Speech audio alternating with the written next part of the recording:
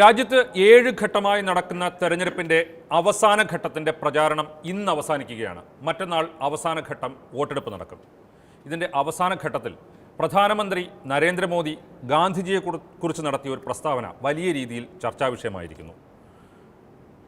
1982 Richard Attenborough സംവിധാനം ചെയ്ത ഗാന്ധി എന്ന സിനിമ പുറത്തു വന്നതിന് ശേഷമാണ് മഹാത്മാഗാന്ധിയെക്കുറിച്ച് ലോകം അറിഞ്ഞത് എന്നാണ് പ്രധാനമന്ത്രി നരേന്ദ്രമോദി ഇന്നലെ പറഞ്ഞത്.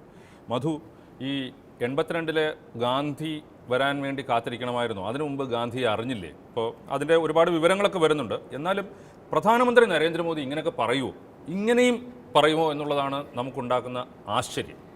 ഇങ്ങനെയും പറഞ്ഞു എന്നുള്ളത് സത്യം പറഞ്ഞാൽ ഞെട്ടിക്കുന്നതായിരുന്നു. ഞാനിന്ന് വീണ്ടും ആ ഇൻ്റർവ്യൂ കേട്ടിരുന്നു, ആ ഭാഗങ്ങൾ.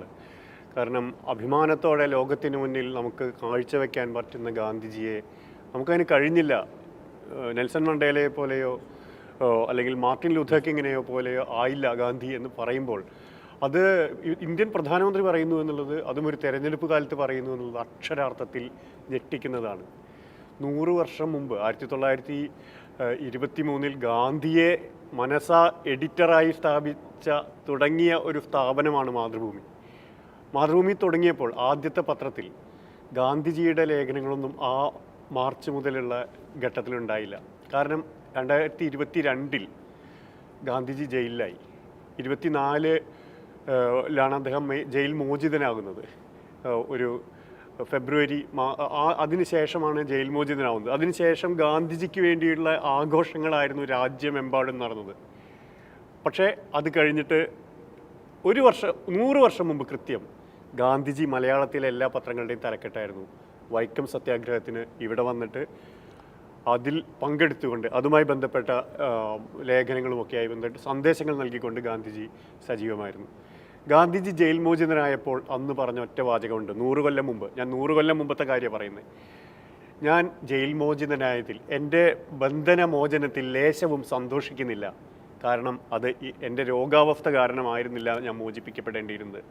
ഇപ്പോൾ നമ്മൾ ചെയ്യേണ്ടത് മതസ്പർദ്ധ ഇല്ലാതാക്കണം, തീണ്ടലും തൊടിയിലും ഇല്ലാതാക്കണം, നമ്മൾ യോജിച്ച് പ്രവർത്തിക്കണം. ഇതാണ് അദ്ദേഹം പറഞ്ഞത്. ആദ്യത്തെ തെരഞ്ഞെടുപ്പ് തൊട്ട് നോക്കൂ, 52 തെരഞ്ഞെടുപ്പ് തൊട്ട് 18ാമത്തെ ലോക്സഭ ഫോം ചെയ്യാൻ പോകുന്ന ഈ തെരഞ്ഞെടുപ്പിലും ഗാന്ധിജി ഒരു വിഷയമാകുന്നു. നമ്മൾ കുട്ടനാട്ടിലൊക്കെ വരമ്പ് കെട്ടുമ്പോൾ മട വീഴാതിരിക്കാൻ ഒരാളുടെ കുഴിച്ചു മൂടാറുണ്ട് എന്ന് പണ്ട് പറയാറുണ്ട്.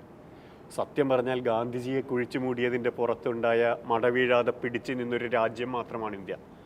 ബ്രിട്ടീഷുകാരെ സംബന്ധിച്ചിടത്തോളം അത് ഇന്ത്യയുടെ കാര്യം. ഇനി മോദി പറയുന്നത് ലോകത്തിൻ്റെ മുന്നിലുള്ള മാതൃക എന്ന് പറയുമ്പോൾ, 1893 പീറ്റർ മാരിറ്റ്സ്ബർഗിലെ ആ റെയിൽവേ സ്റ്റേഷനിൽ നിന്ന് വെള്ളക്കാർ ചവിട്ടി പുറത്താക്കിയപ്പോൾ അധികം വൈകാതെ അരനൂറ്റാണ്ടിനിപ്പുറത്ത് ഇന്ത്യയിൽ നിന്ന് ബ്രിട്ടീഷുകാരെ ചവിട്ടി പുറത്താക്കാൻ അഹിംസാ സമരത്തിലൂടെ ഗാന്ധിജിക്ക് സാധിച്ചു. ഗാന്ധിജിയുടെ അഹിംസയെ പിന്നീട് ഇത്രയും കാലം. ഈ വർഷത്തിന് മറ്റൊരു പ്രത്യേകതയുണ്ട്. ഗാന്ധി വധത്തിന് ശേഷം ഗാന്ധിജി ഇല്ലാതായതിൻ്റെ ശതാഭിഷേകം ആഘോഷിക്കുന്ന വർഷമാണിത്. 84 വർഷം തികയാണ്. ആ സമയത്താണ് ഒരു ഇന്ത്യൻ പ്രധാനമന്ത്രി ഇത് പറയാൻ ധൈര്യപ്പെടുന്നത് എന്നത് അമ്പരപ്പിക്കുന്നു. ഒന്ന്, നരേന്ദ്രമോദി ഒരു ഗുജറാത്തിയാണ് എന്നുള്ളത് തന്നെ അതിനേക്കാൾ അമ്പരപ്പിക്കുന്നു. അദ്ദേഹത്തിൻ്റെ വിദൂര സ്മരണകളിലെങ്കിലും നാരായൺ ദേശായി ഉണ്ടായിരിക്കണം. മഹാദേവ് ദേശായിയുടെ മകൻ ഗാന്ധി കഥയുമായി ഗുജറാത്തിലുടനീളം പ്രചാരണം നടത്തിയ നാരായൺ ദേശായി. ഗുജറാത്തിൽ ഗാന്ധിജിയുടെയും പോർബന്തറിൽ നിന്ന് ഗാന്ധിജിയുടെ വീട്ടിൽ നിന്നൊരു 50 കിലോമീറ്ററിൽ താഴെയുള്ളൂ ജിന്നയുടെ വീട്ടിലേക്ക്. ഇതെല്ലാം അവിടെ തന്നെയുണ്ട്. പിന്നെ ലോകത്തിൻ്റെ മുന്നിൽ 1927 കാത്രീൻ മയോയുടെ മദർ ഇന്ത്യ എന്നുള്ള പുസ്തകം വരുമ്പോൾ ഗാന്ധിജി അതിനെതിരെ പ്രതികരിക്കുന്നുണ്ട്. അതിനെതിരെ പ്രതികരിച്ച ആദ്യത്തെ രാഷ്ട്രീയ നേതാവ് ഗാന്ധിജിയായിരുന്നു. അതിനുശേഷം ആ പുസ്തകവുമായി ബന്ധപ്പെട്ട് 100ഓളം പുസ്തകങ്ങൾ പിന്നീട് പുറത്തു വന്നു. അത് ഗാന്ധിജിയുടെ വാക്കുകളെ പറഞ്ഞ് മറ്റു പുസ്തകം വന്നു. ടൈം മാഗസിൻ പലവട്ടം ഗാന്ധിജിയെ കവറാക്കി. അതിനുശേഷം 5 തവണ നൊബേൽ സമ്മാനത്തിന് പരിഗണിക്കപ്പെട്ടു. രാജ്യത്തിൻ്റെ 60ഓരം രാജ്യങ്ങളിൽ സ്റ്റാമ്പുകളുണ്ടായി. പക്ഷേ ഗാന്ധിജി പ്രതിമകളുണ്ടായി, ചത്വരങ്ങളുണ്ടായി. ഗാന്ധിജി സ്റ്റാമ്പായി മാറി. ഗാന്ധിജി സ്റ്റാമ്പീഡ് ഉണ്ടാക്കിയില്ല എന്നുള്ളിടത്താണ് ഗാന്ധിജിയുടെ ഏറ്റവും പ്രധാനപ്പെട്ട കാര്യം. ഗാന്ധിജി അഹിംസയാണ് പ്രോത്സാഹിപ്പിച്ചത്. കഴിഞ്ഞ 84 വർഷമായി ഹിംസയെ പ്രോത്സാഹിപ്പിക്കുന്ന ഒരു സമൂഹത്തിന് ഗാന്ധിജി അനഭിമതനാവും. അവർക്ക് ഗാന്ധിജി ഒരു മാതൃകയാവില്ല. ഒറ്റ കാര്യം കൂടി പറയാനുള്ളൂ. ആനന്ദ് പട്വർദ്ധൻ ഈ ഗാന്ധി സിനിമ വന്നപ്പോൾ പറഞ്ഞൊരു വാചകമുണ്ട്. നാഷണൽ ഫിലിം ആർക്കൈവ്സിൻ്റെ കയ്യിൽ ഗാന്ധിജിയുടെ ഒറിജിനൽ ഫുട്ടേജ് ഉള്ളതുകൊണ്ട് ബെൻ കിങ്സ്ലിയാണ് ഗാന്ധി എന്ന് ലോകം ഭാവിയിൽ തെറ്റിദ്ധരിക്കില്ല എന്ന് പറഞ്ഞിരുന്നു.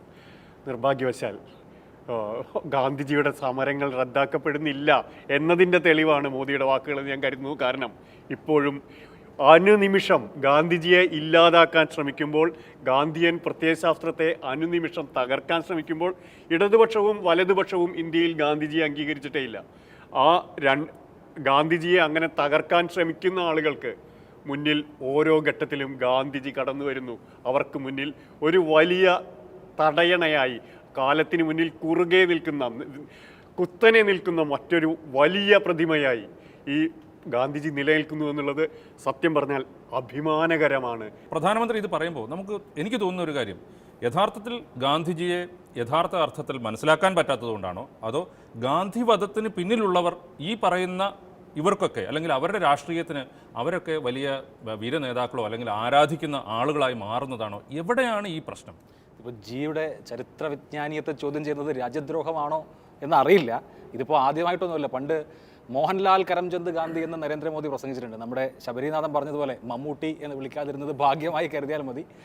നരേന്ദ്രമോദി ആ നിലയിൽ തന്നെയാണ് മുമ്പും ഗാന്ധിജിയെ കണ്ടിട്ടുള്ളത്. ഇതിപ്പോൾ ഒരു ടെലിവിഷൻ ചാനലിൽ നൽകിയ അഭിമുഖത്തിൽ അദ്ദേഹം പറയുന്നത് മാലോകരെല്ലാം കേട്ടു എന്നൊരു സാഹചര്യമുണ്ട്. അദ്ദേഹം പറയുന്നത് മാർട്ടിൻ ലൂതർ കിങ്ങിനെ പോലെയോ നെൽസൺ മണ്ടേലയെ പോലെയോ ലോകത്തിന് മുൻപിൽ ഗാന്ധിജിയെ പ്രസന്റ് ചെയ്യാൻ കഴിഞ്ഞില്ല എന്നുള്ളതാണ്. ഈ രണ്ടുപേരുടെയും മാതൃകാ പുരുഷൻ മഹാത്മാഗാന്ധി ആയിരുന്നു എന്നുള്ളത് കാണണം. അതിപ്പോൾ നെൽസൺ മണ്ടേലയെ സംബന്ധിച്ചാണെങ്കിലും മാർട്ടിൻ ലൂതർ കിങ്ങിനെ സംബന്ധിച്ചായാലും അവരുടെ പ്രചോദനം ആയിരുന്നു എന്ന് മാത്രമല്ല, അമേരിക്കൻ ഗാന്ധി എന്നാണ് കിങ് അറിയപ്പെടുന്നത് തന്നെ. എന്ന് മാത്രമല്ല, നമുക്ക് ലോകത്തെമ്പാടും ഇപ്പോൾ 1939 മുതൽ 48 വരെയുള്ള കാലത്ത് 5 തവണ മഹാത്മാഗാന്ധിയെ നൊബേൽ സമ്മാനത്തിന് പരിഗണിച്ചിട്ടുണ്ട്. ആൽബർട്ട് ഐൻസ്റ്റീൻ മഹാത്മാഗാന്ധിയെക്കുറിച്ച് പറഞ്ഞിട്ടുള്ള വിശ്രുതമായ വാചകം ഉണ്ടല്ലോ, ഇതുപോലൊരു മനുഷ്യൻ ഈ ഭൂമിയിൽ ജീവിച്ചിരുന്നു എന്ന് വരും തലമുറയ്ക്ക് മനസ്സിലാക്കാൻ കഴിയില്ല എന്ന് പറഞ്ഞത് 1939 അപ്പോഴാണ് നരേന്ദ്രമോദി പറയുന്നത് 1982 ഇറങ്ങിയ ആറ്റൻബറോയുടെ സിനിമയാണ് മഹാത്മാഗാന്ധിയെ ലോകത്തിന് മുൻപിൽ അടയാളപ്പെടുത്തിയതെന്ന്. നമുക്ക് എത്രയോ ഉദാഹരണങ്ങൾ. മഹാത്മാഗാന്ധി എങ്ങനെയാണ് ലോക നേതാവായത്, അല്ലെങ്കിൽ ലോകത്തിന് മുമ്പിൽ മഹാത്മാഗാന്ധി ആരായിരുന്നു എന്ന് തെളിയിക്കാൻ നമുക്ക് കാലഘട്ടങ്ങൾ പിന്നോട്ട് പോയാൽ ഒരുപാട് ഉദാഹരണങ്ങളുണ്ട്. ലോക നേതാക്കൾ മഹാത്മാഗാന്ധിയെക്കുറിച്ച് പറഞ്ഞത്, മഹാത്മാഗാന്ധിയെക്കുറിച്ച് എഴുതപ്പെട്ട പുസ്തകങ്ങൾ. ഈ നമ്മുടെ ആറ്റൻബറോയുടെ 1982 സിനിമയ്ക്ക് മുൻപും മഹാത്മാഗാന്ധിയെക്കുറിച്ച് സിനിമകൾ, ഡോക്യുമെന്ററികൾ ഉണ്ടായിട്ടുണ്ട്. അപ്പോൾ ഇത് ശരിക്കും പറഞ്ഞു കഴിഞ്ഞാൽ നരേന്ദ്രമോദിയെ സംബന്ധിച്ച് അദ്ദേഹത്തിന് പറ്റുന്ന, ഇപ്പോൾ അദ്ദേഹം ഇന്റർവ്യൂ കൊടുക്കുന്നില്ല എന്നുള്ളതായിരുന്നല്ലോ പരാതി. ഇപ്പോൾ അളിയൻ മേലാലി വീട്ടിൽ ഇനി അലുവ കൊണ്ടുവരരുത് പറഞ്ഞ പോലെ പാർട്ടി ഇനി മേലാലി ഇന്റർവ്യൂ കൊടുക്കരുതേ എന്ന് അദ്ദേഹത്തോട് അപേക്ഷിക്കുമെന്ന് എനിക്കറിയില്ല. മുമ്പ് മറ്റു ചില ടെലിവിഷൻ ഇന്റർവ്യൂലാണല്ലോ അദ്ദേഹത്തിന്റെ തന്നെ ജനനത്തെക്കുറിച്ച് ഞാൻ യഥാർത്ഥത്തിൽ ജൈവികമായിട്ടാണോ ജനിച്ചത് എന്ന സംശയം പോലും പ്രകടിപ്പിച്ചത്. അപ്പോൾ ഇതൊക്കെ യഥാർത്ഥത്തിൽ കാര്യങ്ങൾ അറിയാവുന്ന ആളുകൾക്ക് മുമ്പിൽ തമാശ ഉണ്ടാക്കുന്നുണ്ട്, പരിഹാസം ഉണ്ടാക്കുന്നുണ്ട്. അത് ഇപ്പോൾ പ്രധാനമന്ത്രിക്ക് വലിയ ഫാൻ ബേസ് ഉള്ളതുകൊണ്ട് ആ പരിഹാസം എത്രമേൽ അദ്ദേഹം ഉൾക്കൊള്ളുമെന്ന് എനിക്കറിയില്ല. എന്തായാലും ഇനിയിപ്പോൾ അദ്ദേഹം വിവേകാനന്ദപ്പാറയിൽ പോകുന്നതോടുകൂടി വിവേകാനന്ദനെ ലോകം അറിയുമോ എന്നുള്ളതാണ് നമ്മളെല്ലാവരും ഉറ്റുനോക്കുന്നത്. അല്ല മധു, ഇന്നിപ്പോൾ പത്രങ്ങളിൽ വന്ന കാർട്ടൂണും ആ രീതിയിലാണ്. ഇപ്പോൾ നാളെയാണ് അദ്ദേഹം വരുന്നത്. വന്നു കഴിഞ്ഞാൽ ഇപ്പം ഞാൻ അവിടെ വന്ന് വിവേകാനന്ദപ്പാറയിൽ വന്ന് ധ്യാനമിരിക്കുന്നത് കൊണ്ട് അതുവഴി വിവേകാനന്ദനെ ലോകമറിയും. ഒരു പക്ഷേ ഗാന്ധി സിനിമയിലൂടെയാണ് ഇത് സംഭവിച്ചത്. പക്ഷേ വിവേകാനന്ദൻ്റെ കാര്യത്തിൽ അത് സംഭവിക്കാൻ പാടില്ല എന്നുള്ള ചിന്തയാണോ ഇതിന് പിന്നിലെന്ന് സംശയിക്കാൻ നമുക്ക്. പക്ഷേ തെരഞ്ഞെടുപ്പ് ഓറിയന്റഡ് ആണ്, കുറച്ചുകൂടി കൃത്യമായി തെരഞ്ഞെടുപ്പ് ഓറിയന്റഡ് ആണ്. കാരണം ബംഗാളിലെ മണ്ഡലങ്ങൾ, ബംഗാളിലെ പ്രത്യേകിച്ചും രാമകൃഷ്ണ മിഷനുമായി ബന്ധപ്പെട്ട് ബംഗാൾ തൃണമൂൽ കോൺഗ്രസ് ബംഗാളിൽ നടത്തുന്ന അടിയുണ്ട്. ബംഗാളിലെ സുന്ദർബൻസ് മേഖലയിലെ 2 മണ്ഡലങ്ങൾ, ജയ്നഗറും ബാസിർഹട്ടും ഒഴിച്ചുള്ള മറ്റ് മണ്ഡലങ്ങൾക്ക് കൽക്കത്ത നഗരവും തെരഞ്ഞെടുപ്പിലേക്ക് പോകും. അപ്പോൾ അവിടെ ഇതൊരു ഗുണം കിട്ടും, വിവേകാനന്ദ പാറയിൽ എത്തുമ്പോൾ ഗുണം കിട്ടും എന്ന് സ്വാഭാവികമായിട്ടും അദ്ദേഹത്തിന് പ്രതീക്ഷിക്കാം. പക്ഷേ ബംഗാളിൽ സീറ്റ് കൂട്ടാൻ വേണ്ടിയിട്ടുള്ള അവസാന ശ്രമമാണ് അത്. പക്ഷേ അതോടൊപ്പം നമ്മളവിടെ കാണേണ്ടുന്ന ഒരു പ്രധാനപ്പെട്ട കാര്യമുണ്ട്. BJPയുടെ രാഷ്ട്രീയം മാറുന്നു എന്നുള്ളതാണ് ഈ സന്ദർശനത്തിൻ്റെ ഏറ്റവും പ്രധാനപ്പെട്ട കാര്യമായിട്ട് ഞാൻ മാറുന്നത്. അത് ഒരു രാഷ്ട്രീയ വിദ്യാർത്ഥികൾ എന്ന നിലയ്ക്ക് വളരെ കൗതുകകരം കൂടിയാണ്. കാരണം BJP രാമൻ എന്ന ബിംബത്തിലൂന്നിയാണ് 80കളിൽ പാലൻപൂർ സമ്മേളനം തൊട്ട് ഇങ്ങോട്ട് അവർ കടന്നു വന്നപ്പോഴൊക്കെ രാമൻ എന്ന ഒരു പിതൃബിംബത്തെ മുൻനിർത്തിക്കൊണ്ടുള്ള ഒരു ശ്രമമായിരുന്നു. അതിൽ നിന്നുള്ള മുഴുവൻ നേട്ടവും ഉണ്ടാക്കി കഴിഞ്ഞപ്പോൾ കഴിഞ്ഞ വർഷം തന്നെ ശിവനിലേക്ക് മാറാനുള്ള ശ്രമം നടന്നു. പക്ഷേ അത് അത്രത്തോളം വിജയിക്കുന്നില്ല. കൃഷ്ണൻ ഉണ്ടാക്കിയാലും അത് എത്രത്തോളം വിജയിക്കും അല്ലെങ്കിൽ എന്നുള്ളതിൽ സംശയമുണ്ട്. പക്ഷെ അതിനപ്പുറത്ത് ഒരു മാതൃബിംബത്തിലേക്ക് മാറാനുള്ള ശ്രമം തീർച്ചയായും BJP നടത്തുന്നുണ്ട്. അത് നേരത്തെ തന്നെ തുടങ്ങി. കഴിഞ്ഞ വർഷം തന്നെ സീതാമതിയിൽ സീതയുടെ ക്ഷേത്രം പണിതുകൊണ്ട് ബീഹാറിൽ അത്തരത്തിലുള്ള ഒരു ശ്രമം നടത്തുന്നു. വലിയ തോതിലുള്ള വികസന പദ്ധതികളാണ് അവിടെ ഇതൊക്കെയായി ബന്ധപ്പെട്ട് നടക്കുന്നത്. സതി, സീത, ദുർഗ, ഈ 3 ബിംബങ്ങളെയും മുൻനിർത്തിക്കൊണ്ട് BJP വരും വർഷങ്ങളിൽ ഒരു പുതിയ മാതൃബിംബത്തിൽ അധിഷ്ഠിതമായ ഒരു പുതിയ രാഷ്ട്രീയം നെയ്തെടുക്കാൻ പോവുകയാണോ എന്നുള്ള സ്വാഭാവികമായ സംശയം വരുന്നുണ്ട്. ഞാൻ മുൻപൊരിക്കൽ പറഞ്ഞ പോലെ തന്നെ ദേവി കന്യാകുമാരി എന്ന സങ്കല്പത്തിലേക്ക് എത്തുമ്പോൾ ലോക്കൽ ഭഗവതിമാരെ കൂടി കാറ്റർ ചെയ്യുന്ന വിധത്തിൽ അത്തരത്തിലുള്ള ഒരു ആ വിശ്വാസങ്ങളെ കൂടി തങ്ങൾക്ക് അനുകൂലമാക്കുന്ന വിധത്തിലുള്ള പുതിയൊരു രാഷ്ട്രീയത്തിൻ്റെ തുടക്കമാകാൻ ഒരു പക്ഷേ വരും വർഷങ്ങളിലെ പദ്ധതികളിൽ BJP ഉന്നമിടുന്നുണ്ട്. അത് ഒരു വശത്ത്. അതോടൊപ്പം തന്നെ നമ്മൾ കാണേണ്ടത് ഓരോ വികസന പദ്ധതികൾക്കൊപ്പവും ഇന്ത്യയിൽ ഒരു ദൈവമെങ്കിലും മരിക്കുന്നുണ്ട് എന്നുള്ളതാണ്. ദൈവങ്ങളുടെ മരണം നമ്മുടെ കാലത്തൊരു പ്രധാനപ്പെട്ട പ്രശ്നമാണ്.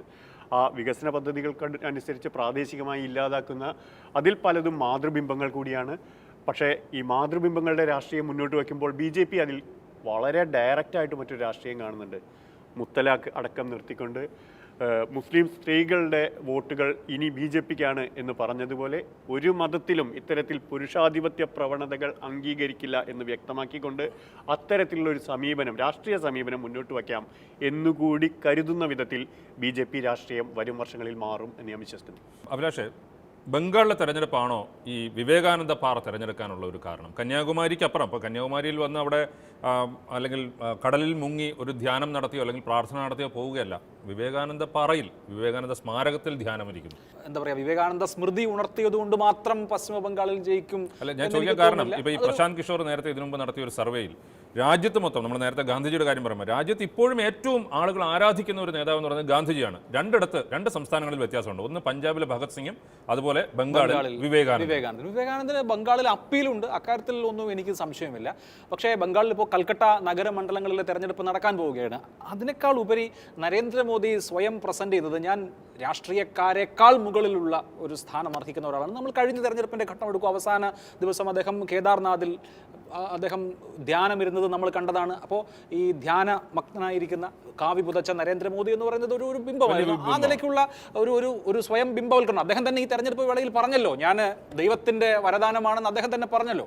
ദൈവദത്തമാണ്, എൻ്റെ ഡ്യൂട്ടി എന്ന് പറയുന്നത് ദൈവം നിയോഗിച്ചതാണ് എന്ന് പറഞ്ഞല്ലോ. അപ്പോൾ ഈ തെരഞ്ഞെടുപ്പിൻ്റെ അവസാന ഘട്ടത്തിൽ ഞാനൊരു സാധാരണ രാഷ്ട്രീയക്കാരനല്ല, ഒരു കേവല രാഷ്ട്രീയക്കാരനല്ല, ഒരു നേതാവുമല്ല, അതിനപ്പുറത്തുള്ള ഒരു സ്പേസിലേക്ക് അദ്ദേഹം ഉയരുന്നതിൻ്റെ അല്ലെങ്കിൽ ആ ഉയരുന്ന ഫോട്ടോ ഓപ്പർച്യൂണിറ്റി എന്നുള്ളതാണ് നമ്മൾ അക്കാര്യത്തിൽ കാണേണ്ടത് എന്നാണ് എനിക്ക് തോന്നുന്നത്. മറ്റ് സംസ്ഥാനങ്ങളുണ്ട്. മറ്റ് സംസ്ഥാനങ്ങളിലെയും രാഷ്ട്രീയ വാർത്തകളുമായി വീണ്ടും നാളെ കാണാം. 272 ഡൽഹി മെയിലിൽ.